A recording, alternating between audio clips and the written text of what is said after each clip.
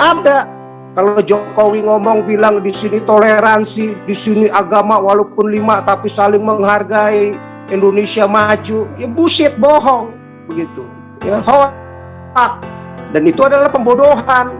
Termasuk pembodohan kalau kayak begitu. Presiden yang membodohi rakyatnya, yang bodoh-bodoh mau percaya. Kita mah nggak akan bodoh, kita nggak akan percaya seperti itu begitu. Kalau ada perlakuan diskriminasi dibiarkan terus. Ini adalah satu kegagalan para majelis ulama-ulama Indonesia, abai mereka untuk mendidik umatnya menjadi umat-umat yang bodoh, yang gampang diprovokasi, yang gampang dibodohi, gampang begitu saja datang main nutup-nutup, udah kayak preman pasar begitu, nggak ada adab. Untuk hal-hal yang seperti Wawan ini, ya, yang jadi bodoh karena seruan-seruan seperti pemimpin ustadznya Abdul Somad yang memang wawasan bodoh, ya, yang membodohkan orang-orang yang bodoh wawasannya, gampang mudah diprovokasi, ya, yang model-model seperti Rizik, ya, yang lagi sekarang di ustadz apalagi itu tuh ada tuh kalau suaranya saya lihat dengar kayak Betawi itu, ya. Dibilang Cina 2024 akan ada 100 juta udah dapat KTP, kan kayak nggak lulus sekolah SD itu ustadz, tapi bisa dijadiin ustadz, goblok begitu ya. Jadi ustadz-ustadz yang goblok, yang kiai-kiai goblok begitu dikasih panggung dan dibiarkan membodohi umatnya yang bodoh-bodoh begitu, gampang percaya, ya.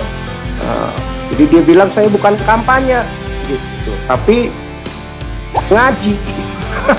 Tapi kampanyein si Anies, kan bodohnya luar biasa begitu. Nah, orang-orang yang kayak begini ini banyak begitu. Dan inilah si MUI ini mana dibilang katanya Majelis Ulama Indonesia. Jadi kerjaannya apa? Bukannya ngedidik ustadz-ustadz yang model begini sehingga menghasilkan umat yang bodoh gitu ya, yang gampang memprovokasi, ya nggak ngerti Pancasila, Undang-Undang Dasar 45, bukan negara Islam, ya. Nah, jadi kita mencerdaskan dan kita memberi pelajaran dan sekaligus kepada negara ini, kepada RI 1, kepada Mendagri, kepada Menak, kepada siapa Tito, Mendagri itu Maruf Amin semua gitu.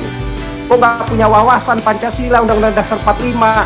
Anda mau bikin negara ini lewat rejim Anda sebagai pejabat yang sudah digaji oleh pajak, termasuk kita orang-orang yang Anda panggil kafir, ya, mau dapat fasilitas enak, mau menjolimi, mau mendiskriminasi, mau memberikan prioritas kepada golongan Anda, ya ujung-ujungnya kami akan merdeka. Terakhir. Ya, Pak Paul, terima kasih. Jadi lawan untuk setiap perlakuan diskriminasi, untuk setiap intimidasi, ya, untuk lawan untuk setiap pembodohan, ya. Lawan untuk setiap hal-hal yang cacat logika, ya, yang cacat nalar, yang mengajarkan kekerasan, yang mengajarkan kebodohan. Lawan untuk setiap tindakan-tindakan yang tidak waras, yang membodohkan, ya, yang membuat mereka melakukan kebodohan tapi merasa jadi pahlawan buat golongannya dan buat agamanya. Kita harus lawan, ya. Jadi lawan dan kita cerdaskan begitu. Jadi selain kita cerdaskan lewat suara-suara kita, kita lawan lewat yaitu jalur hukum dulu, ya. Kalau jalur hukum nggak bisa menang, ya udah nggak ada lain lagi. Kalau negara juga nggak bisa bersikap fair kepada seluruh warga negaranya lewat konsensus konstitusi kita, Pancasila, Undang-Undang Dasar 45 tidak bisa dijalankan, ya sudah, lebih baik kita jalan sendiri begitu. Jadi itulah tugas pemerintah. Itulah yang kita harapkan, itulah cita-cita bapak-bapak bangsa kita. Baru ada keadilan sosial bagi seluruh rakyat Indonesia, baru ada kesejahteraan ya sosial bagi seluruh rakyat Indonesia, begitu ya. Baru ada persatuan Indonesia, baru ada ketuhanan yang Maha Esa, bukan ketuhanan yang bersyariat Islam, bukan negara yang berasaskan syariah Islam, tapi berasaskan Pancasila, Undang-Undang Dasar 45. Dan itulah yang kita yakin bisa mampu mensejahterakan, memakmurkan, memajukan bangsa dan negara kita, bisa berkompetisi dengan bangsa-bangsa lain ya, tidak jadi bodoh, tidak gampang dengan kekerasan ya, nggak membodohkan umatnya, begitu. Nah, jadi kita harus lawan. Nah, ini satu hal yang bagus ya, di mana ada gereja mau bekerja sama ya, bahkan jemaatnya ya mau meminjamkan handphonenya, videonya, begitu ya, supaya itu jadi barang bukti, dilaporkan, ada penyelidikan polisi, dan dari penyelidikan polisi kita masuk terus sampai sidiknya, sampai penuntutan ke pengadilan. Untuk hal-hal seperti Wawan ini ya, yang jadi bodoh karena seruan-seruan seperti pemimpin ustadznya Abdul Somad yang memang wawasan bodoh ya, yang membodohkan orang-orang yang bodoh wawasannya, gampang mudah diprovokasi ya, yang model-model seperti Rizik ya, yang lagi sekarang di ustadz apalagi itu tuh ada tuh, kalau suaranya saya lihat dengar kayak Betawi itu ya, dibilang Cina 2024 akan ada 100 juta udah dapat KTP, kan kayak nggak lulus sekolah SD itu ustadz, tapi bisa dijadiin ustadz goblok begitu ya. Jadi ustadz-ustadz yang goblok, yang kiai-kiai goblok begitu dikasih panggung dan dibiarkan membodohi umatnya yang bodoh-bodoh begitu, gampang percaya ya. Jadi dia bilang saya bukan kampanye gitu, tapi ngaji tapi kampanyein si Anies, kan bodohnya luar biasa begitu. Nah, orang-orang yang kayak begini ini banyak begitu, dan inilah si MUI ini, mana dibilang kata Majelis Ulama Indonesia. Jadi kerjaannya apa? Bukannya ngedidik ustadz-ustadz yang model begini sehingga menghasilkan umat yang bodoh gitu ya, yang gampang memprovokasi, ya nggak ngerti Pancasila, Undang-Undang Dasar 45, bukan negara Islam ya. Nah, jadi kita mencerdaskan dan kita memberi pelajaran, dan sekaligus kepada negara ini, kepada RI1, kepada Mendagri, kepada Menak, kepada siapa, Tito, Mendagri, itu Maruf Amin semua gitu. Kok nggak punya wawasan Pancasila, Undang-Undang Dasar 45? Anda mau bikin negara ini lewat rejim Anda sebagai pejabat yang sudah digaji oleh pajak, termasuk kita orang-orang yang Anda panggil kafir ya, mau dapat fasilitas enak, mau menjolimi, mau mendiskriminasi, mau memberikan prioritas kepada golongan Anda ya, ujung-ujungnya kami akan merdeka. Kan simpel. Malah Anda yang menghancurkan NKRI kalau model begitu, nggak menjalankan dengan benar, tidak tegas begitu ya. Jadi MUI ini apa ini kumpulannya? Cari duit ya, Arabisasi, halalisasi, haramisasi doang kerjanya ya.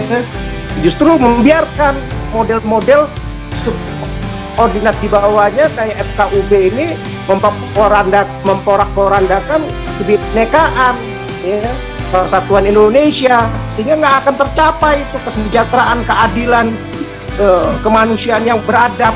Mana ada, itu cuma slogan. Dan Indonesia ya akhirnya yang ada buruk begitu. Mana ada. Kalau Jokowi ngomong bilang di sini toleransi, di sini agama walaupun 5 tapi saling menghargai, Indonesia maju, ya bullshit, bohong begitu. Ya hoax. Dan itu adalah pembodohan.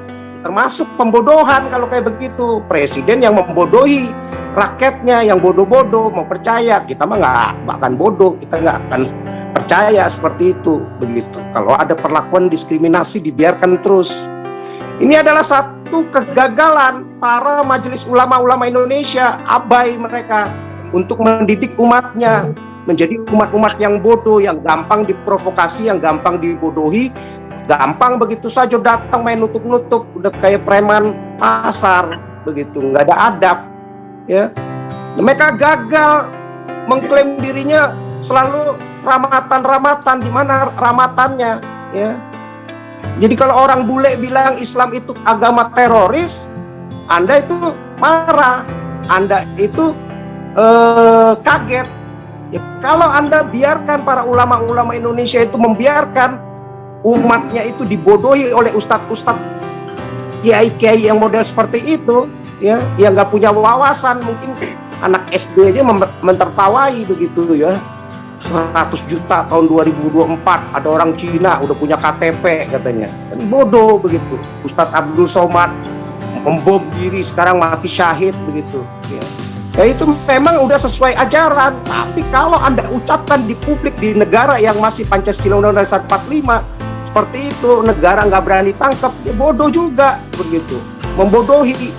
Negara dibodohi oleh ustadznya yang model kayak begitu, ya, nggak berani ditangkap.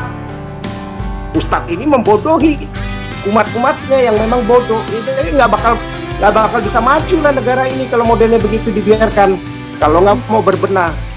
Ya, beruntunglah kayak channel-channel kita ini mencerdaskan, ya, lewat perlawanan ini supaya tahu mereka waktu dicap Islam itu teroris karena ngebom 9/11, berapa ribu orang mati, orang sipil yang nggak tahu apa-apa begitu, ya.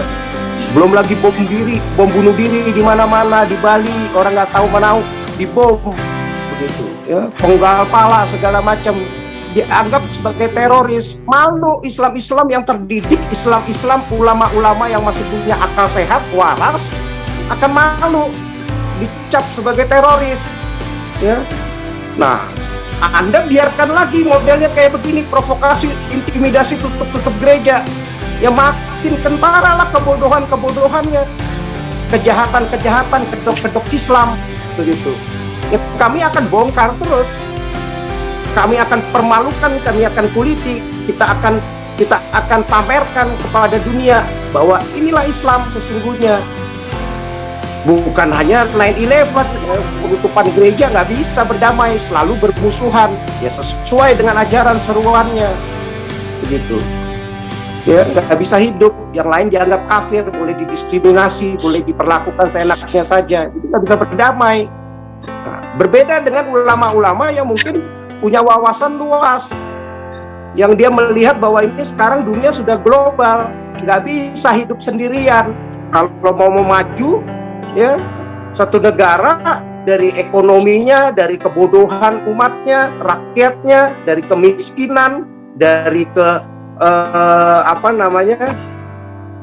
keterbelakangan, ya mesti meliberalisasi, mesti membuka diri. Ya dengan membuka diri itulah banyak masuk investor, banyak masuk masukan pendidikan, investasi dan investasi semua dalam bentuk pendidikan, investasi dalam ekonomi, investasi dalam industri, investasi dalam produk-produk yang maju, sehingga membuat rakyat pintar, rakyat maju, rakyat cerdas. Bukannya justru menutup diri, anti Cina, anti Barat, anti ini, goblok lah namanya. Ya, kalau negara juga ikut-ikutan ditekan masa takut seperti itu, ya negaranya ya bodoh juga pemimpinnya, sehingga ya menghasilkan rakyat bodoh, ditekan sama ustadz-ustadz ulama yang bodoh, mau aja ngikutin jadi bodoh, ya kan? Nah, ya beruntunglah seperti kayak kita mau bersuara yang sadar, nggak ikut orang-orang yang bodoh model kayak begini begitu. Makanya lah negara Islam itu nggak pernah maju, nggak pernah berkembang, ya selalu anti Barat, selalu anti Cina, selalu anti kafir, ya kan? Ya kalau kamu nggak meliberalisasi, membuka diri, ya gimana bisa maju? Mana ada investasi pendidikan, investasi industri, investasi ekonomi, investasi yang real maupun yang moneter, nggak ada. Dan nggak pernah akan cerdas-cerdas. Cina aja kalau nggak meliberalisasi, mana bisa maju? Dengan liberalisasi itu maju begitu. Ya, kalau pemerintahnya bego, nggak bisa berpikir, ngikutin ulama ustadz yang nggak punya wawasan model Somad sama Rizik Takut, ya, model sama seperti ini dibodoh-bodohin kayak si RI2 itu, syariah mulu, berkiblatnya ke Arab, ke Oki, yang ada ya uang Anda itu dibawa ke Arab, keliling batu, 22 juta, 22 triliun di situ, ya kan? Jadi bodoh. Disubsidi ke pesantren-pesantren, anak-anaknya cuma suruh ngafalin pelajaran ini, nggak belajar manajemen, nggak belajar bisnis, nggak belajar ekonomi, nggak belajar sains, nggak belajar ilmu pengetahuan yang justru harus dihadapi di zaman globalisasi. Mau cuma ngafalin 6.600 ayat itu berjam-jam, itu waktunya dipakai untuk itu, nggak berkembang IQ-nya, ya nggak bisa kompetitif. Mana ada anak-anak pesantren itu bisa berkompetitif di dunia usaha, bangun pabrik, bangun industri, bangun ini, nggak ada. Yang ada hasilnya jualan asongan, juru parkir, ya nggak bisa. Nah, negara kalau akhirnya dibodohi sama orang-orang yang model kayak begini, termasuk RI2, syariah mulu, ya hancur lah.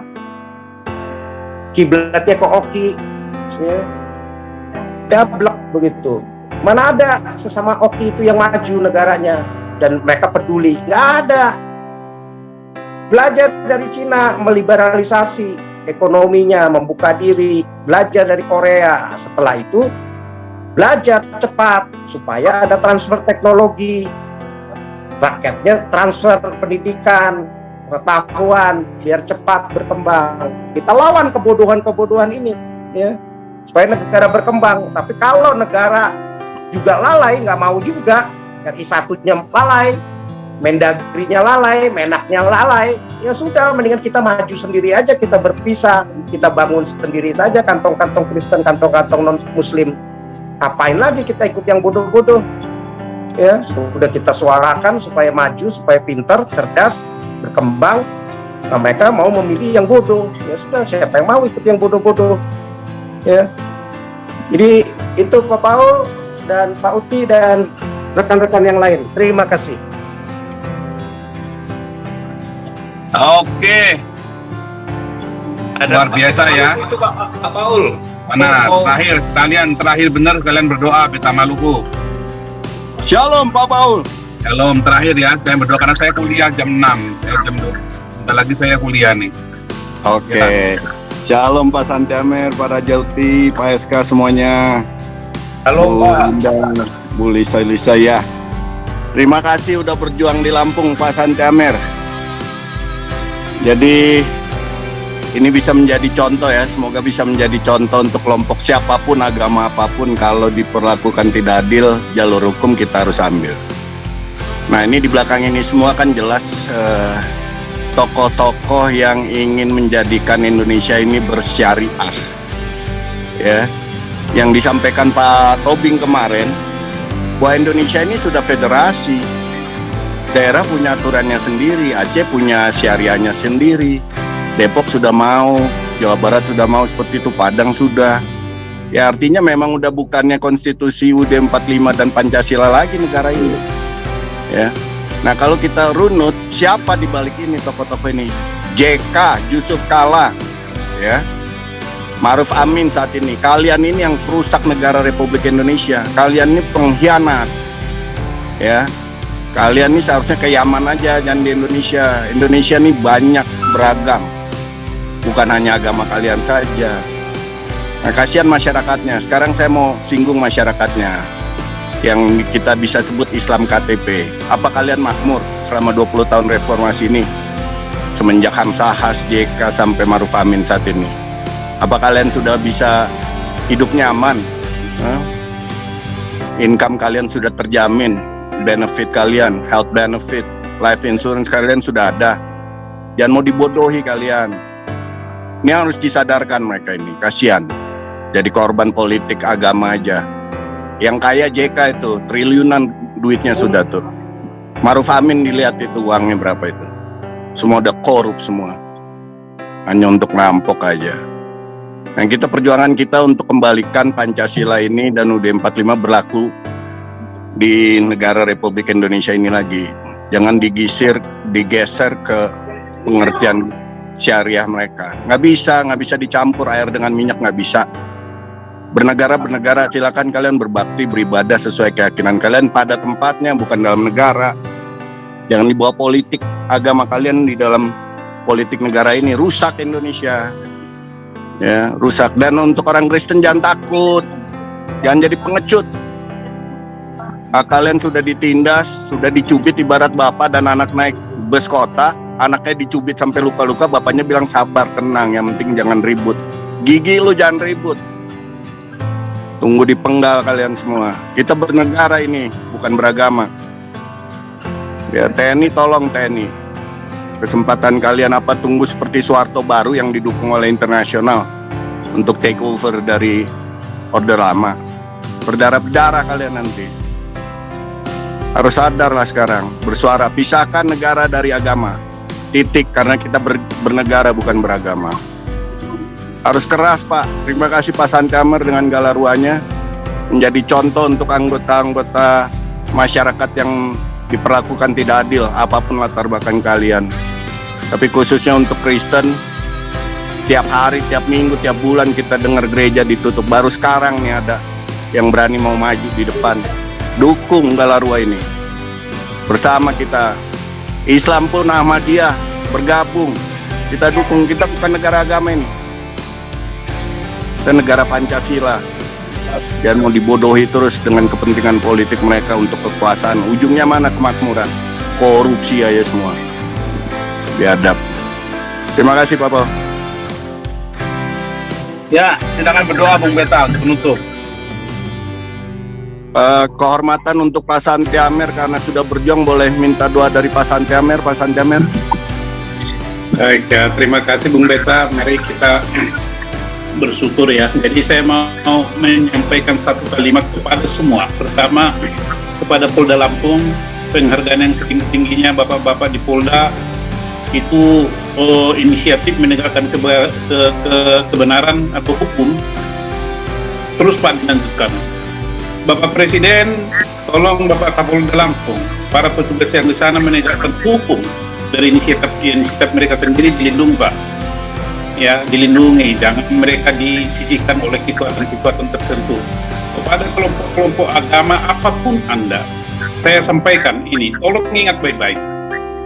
Ne putimus velgutam unam unio et unum sine Pancasila nobis ineste. Artinya, jangan bapak-bapak beranggapan bahwa di luar Pancasila akan ada persatuan dan kesatuan. Ingat itu.